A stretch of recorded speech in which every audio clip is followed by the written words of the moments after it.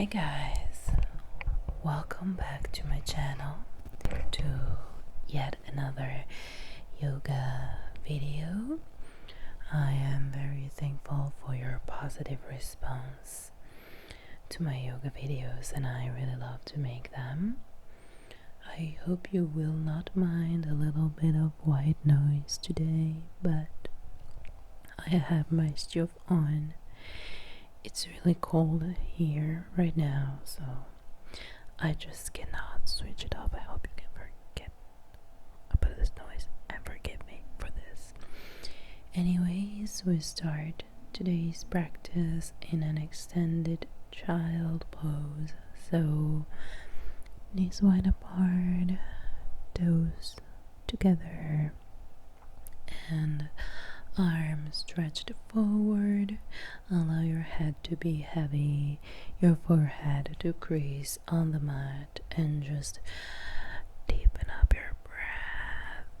Long inhale and long exhale. Also, Ujjayi breath is welcome, and if you don't know what that is, it's a restriction of the throat that slows down the breathing, and it sounds like this.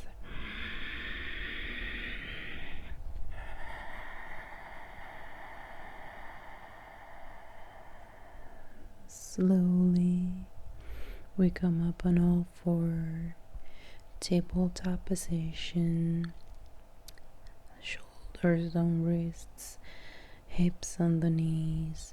Just take your time to ease in this pose and find your balance, a flat back, and start breathing. Exhale, curve your spine, and inhale, bend back, look up, feel the back muscle contracting. Exhale, back to the cow. Inhale, back to the cat. Or, well, I guess it's actually the opposite. I don't know. We call it cat cow, but I cannot understand which one is the cat and which one is the cow, because both positions are actually very kitty to me. I don't know. Just stretch your back as you exhale and contract it when you inhale. After a couple breaths, just go back to your tabletop position and walk your knees a little farther behind. Hover your knees and stay here for a couple breaths. I know it's hard, but you can do it, and then go back to your downward facing dog. Pedal it out, feel what feels good for you here. Stretch and point one toe, then the other. Really relax here and go a little slower with pedaling your dog out, getting your muscle a little warm, getting them used to the stretch, and go on the ball on your feet. Then completely surrender to the downward facing dog. What that means is that you want your palms to be rooted to the ground and wide open, and your toes rooted as well. And make sure you try to allow your feet to completely be flat on the ground. If you cannot do that, it's completely fine, as long as you breathe deeply into this pose, because this is your breather, this is your relaxation moment. Slowly transition to a plank position and make sure you create space between your shoulders here. Strong plank, and just breathe it here. Shift your weight forward, go with your knees on the ground, chest to the ground. This is the first chaturanga of the practice, so we take it very easily. And then we inhale to a little cobra. You can look forward if you don't feel comfortable in looking backwards or upwards. It's absolutely fine as long as you don't injure yourself, so just keep that in mind. And after that, we move into another child's pose, easing into this practice very slowly, because today we have a vinyasa flow ahead, so we make sure we're nice and warmed, curl the toe under, and go back to the downward facing dog. And then we go on the toes again, back to our plank, shift it forward, chaturanga dandasana.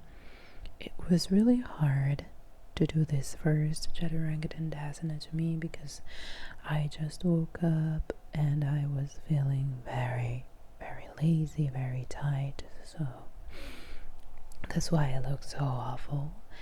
Then I'm back to downward facing dog, and here we just breathe, jiggle it out, paddle it out, find what feels good.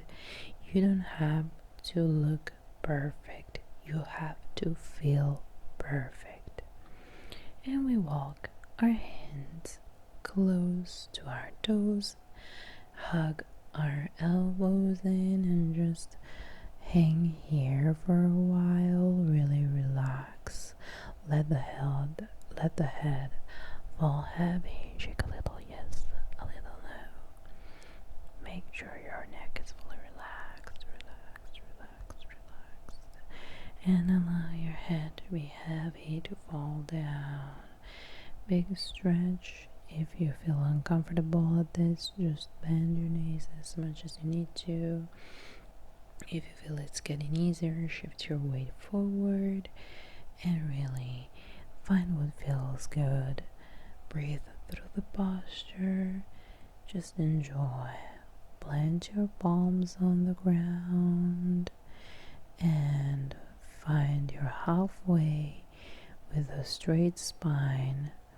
Then bend your knees generously and get ready to inhale and get up one vertebrae at a time. Taking a deep breath here, stretching, and then folding forward. Palms on the ground, and then getting ready to check if I'm in frame. Apparently I was very anxious about that, but inhale, flat spine, exhale, blend the palms, step to plank. Hold it here for a second and then shifting forwards, getting ready for exhaling chaturanga dandasana and inhaling upward facing dog. Again, here, if you feel comfortable looking forward, looking backwards, you can actually just look forward. And then downward facing dog. I was really sore from yesterday's workout, so my transition to upward facing to downward facing is very dirty. I so love when those yogis can make it look amazingly flawless, when it looks like they're flying or floating towards one posture to the other. That's not me yet, but I'm working on that. Maybe one day it's gonna be me. Who knows? That would be so amazing, by the way. Anyways, let's breathe here. Let our head fall heavy, and then go on the balls of our feet. Inhale, bend the knees. Exhale, get ready to jump. Lengthen the spine, and then back to the forward fold, bending the knees, inhaling real deep and growing up tall.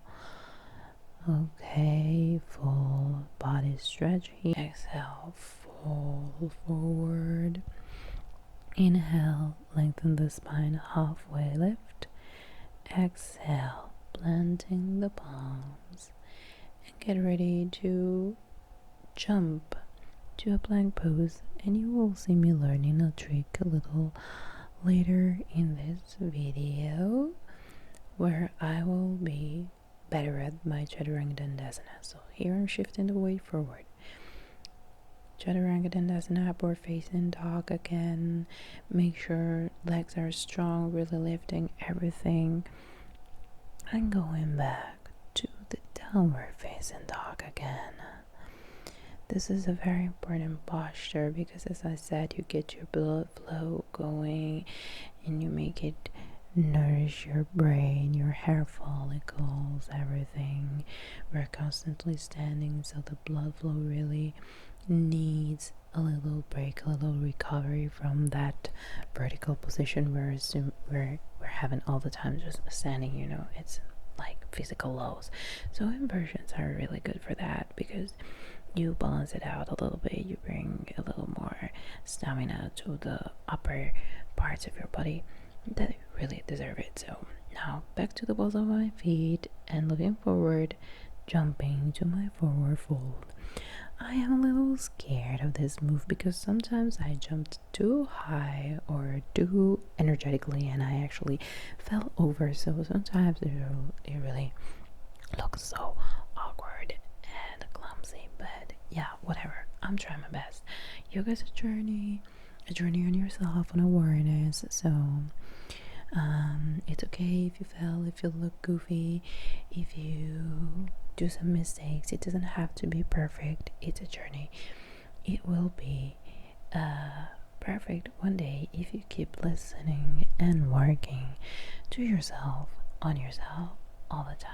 So here we do another nice breathing situation until we are back standing. And here again, I'm trying to fix my mat and hopefully you can see me. And it's actually cool that you can see 3/4 of my face, so I'm very emotional about that. Breathing deeply and folding forward again. And then inhale, halfway lift, straight spine. Exhale, blending the palms again. And then going back to the plank.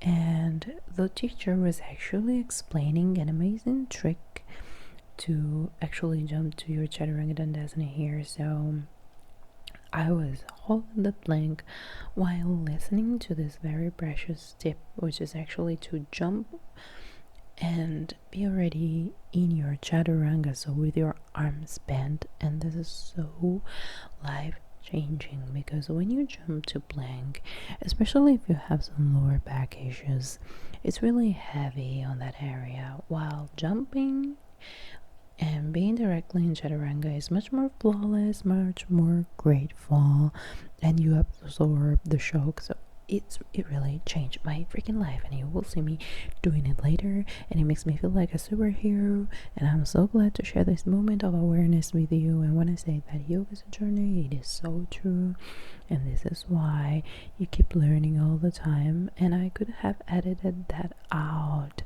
I could have kept just the perfect transitions whatsoever, but I think it's so important to show you guys the process, the learning process, the failures, the mistakes, the oops parts, because this is what life is about. And same thing here when jumping back to the forward fold.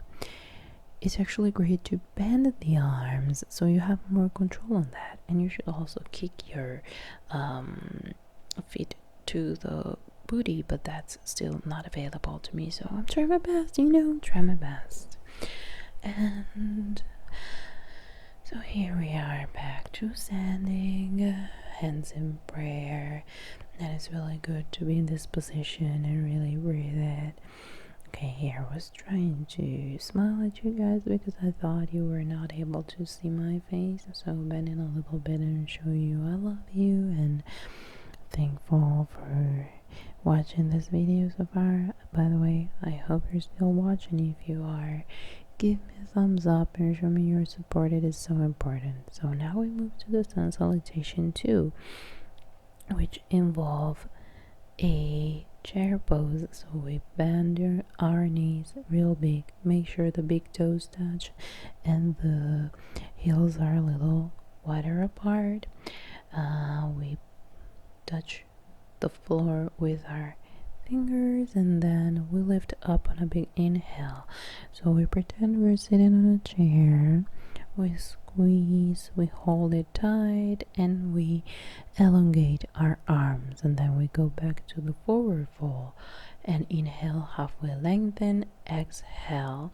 And here is my amazing chaturanga dandasana with a new technique. Can you see how much more graceful and flawless it looks? I'm like so shook. I'm like so excited. I'm the happiest ever. And so here we're taking a break in child's pose. Recovering during the practice is very important, especially when you want to level up. Sometimes you put a little too much effort on yourself and on your skills, so it is very important to take a second to rest so you will prevent injuries, because if we stress too much, it's inevitable to get injured if you are not being responsible with your practice and especially to your body. So take that moment to breathe into child's pose and then go back to a downward facing dog. I always like to take a little adjustments here, and now we go back to our toes and lift our right leg real high. I try to root my left leg on the ground. You're not forced to do that. You can stay on your toe actually, because we are bending the upward leg and then we're stepping it into our arms. And it's now time to wake up our leg muscles. So for the first part, we lower down our left knee, and you can choose to untuck your toes or just leave them like that, depending on your knee sensibility. But just go up and really give yourself a nice stretch here. Inhale, lift your arms up. Take space when you inhale. Enjoy the posture. Don't overarch your back. Make sure your pelvis is tucked in, and just breathe. And on the exhale, you plant your palms on the ground again. Lift that back knee, and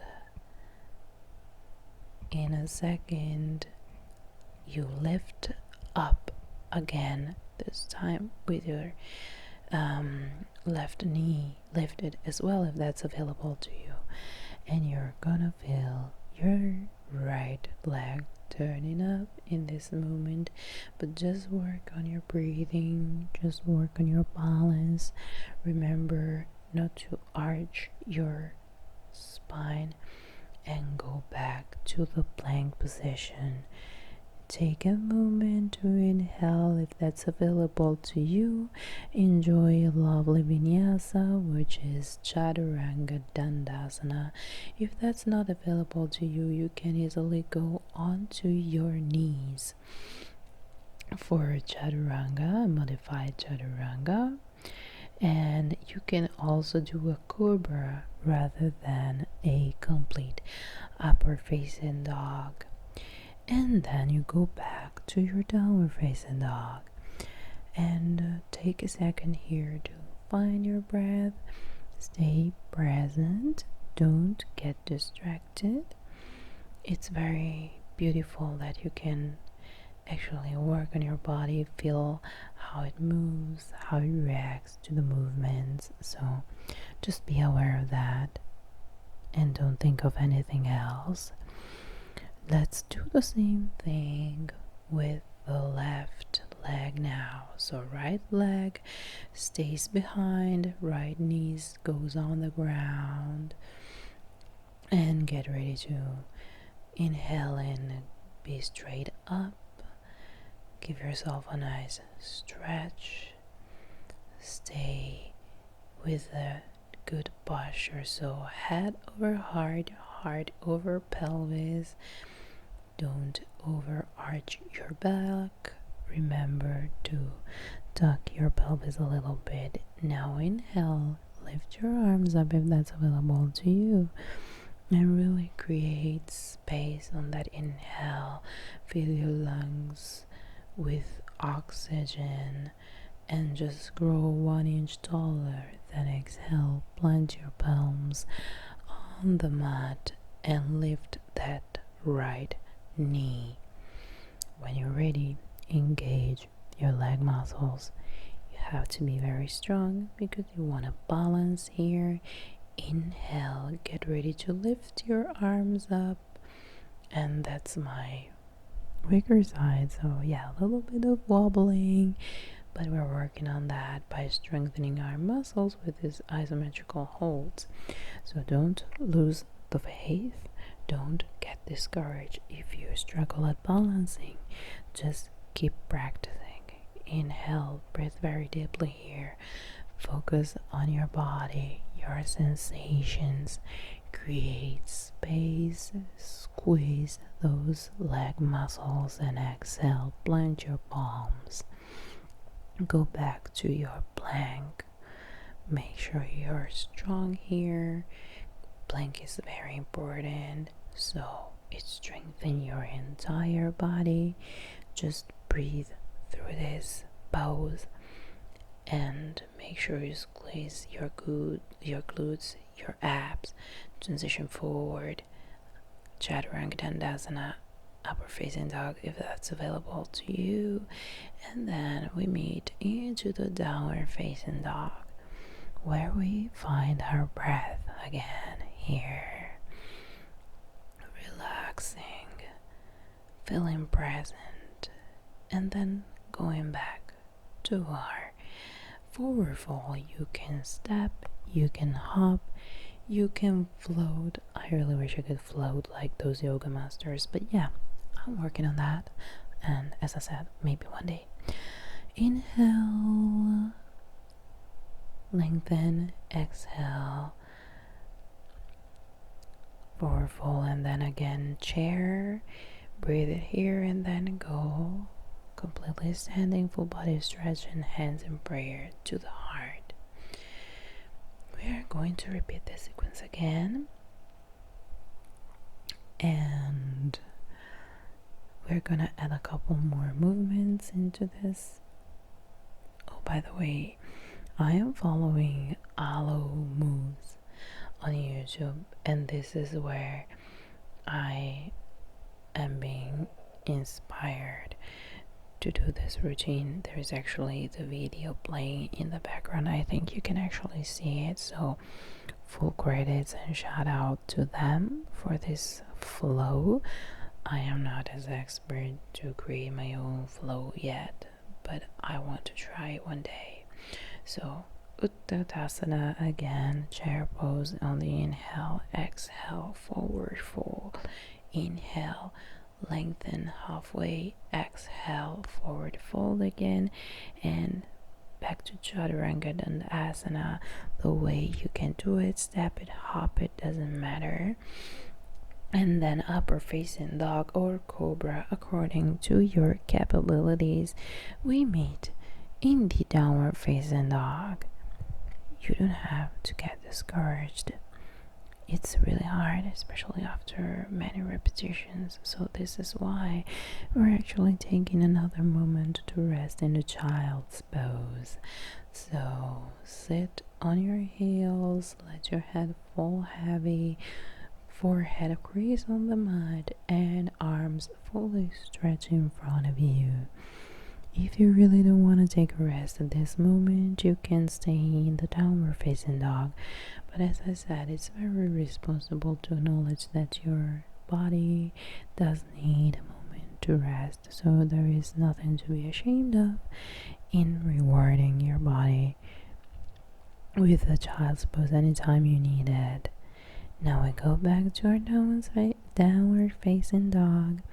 And I'm pretty sure that if you're doing this routine with me, or if you have done it with Alo Yoga before, your body will start feeling pretty sore at this point and also kind of sweaty. So now we'll lift the right leg, bring it in towards our arms with a little bit of ab resistance before we make it land. And we plant our left foot at 10 o'clock, kind of lift tall. This is warrior one. And we just breathe into this pose. We feel our hamstrings and quads really firing up, as well as the inner thighs. Again, remember to keep your back straight. Don't overarch. Don't do crazy things with it. It's very important that you stay balanced and breathe. Bring your hands in prayer and open up to the left side by heel toeing a little bit of your right foot as well, and fully open your arms, bend a little lower onto that right knee, right leg, and look forward along your fingers, even though I wasn't doing it here. But yeah, and keep your back straight. I am noticing here I'm a little bit shifted, and that's not correct. You want to be as straight as possible with your pelvis. So note to myself for the next time to work on that. And then inhale and bend to the left leg by straightening the right one. And this is a reversed triangle pose, and it's a lovely stretch, and it's also well deserved after all that isometrical hold. We'll mill your hands back to the mat and take a second to ease yourself into the plank pose again, Vinyasa, as it feels good for you, and back to the downward facing dog, going up on the balls of our feet, lifting the left leg and doing the same. So we bring it in towards our chest and then step it in between our arms. We point our right foot sort of 10 o'clock, and we inhale, rise high, warrior one. We hold the pose. We make sure we are strong and lifted, and then once we are ready, we take our hands to prayer. We're actually taking a little longer here, but there we go, prayer. And we open up to the right side. Get ready for warrior two by heel toeing our foot, and we stand straight, fierce and proud. Warrior poses are very important. They build so much strength and stability, and if you really enjoy that straight back position and low shoulders and high chin, it's really empowering as well. We exhale to reverse triangle, give our tired legs a break, and then we windmill our hands to surround our foot and go back to chaturanga dandasana. Inhale, upward facing dog, and then on the exhale, downward facing dog. Oh no, child's pose actually, and trust me, it was so freaking needed. Oh my god, I was shaking. Those isometrical holds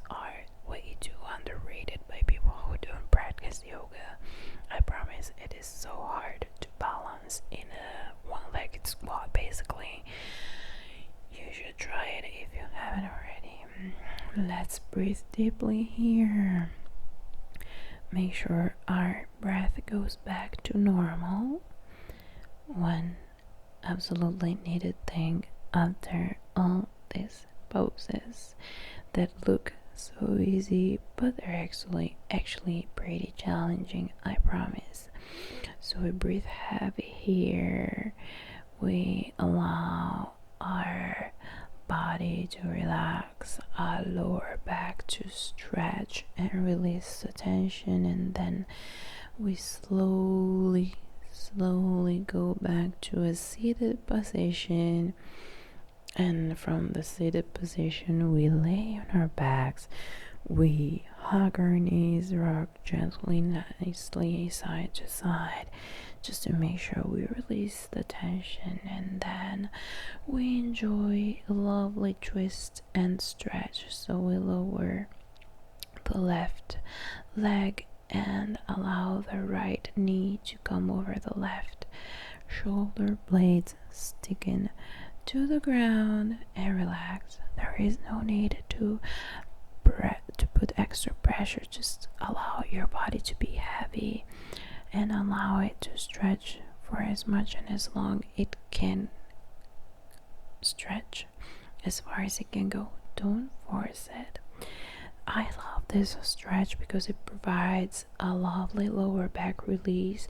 It really releases all the tension, and also twists are very important for our digestive system. They are detoxifying. They get our blood flow going, and they massage our intestines, helping us getting rid of all the toxins by basically sort of scrubbing them, because when you twist they change their shape and there is a little less possibility for blood and liquids to flow throughout our intestines, and then when you release they start flowing again, but they flow even faster, just like a squish motion, like the waves, it's really purifying. Whatever, let's go back to our Savasana, or how's that called in English? Death pose? I don't think it's called death pose. Let me know in the comment down below. I don't want to say stupid things. But anyway, relax real deeply here. Close your eyes.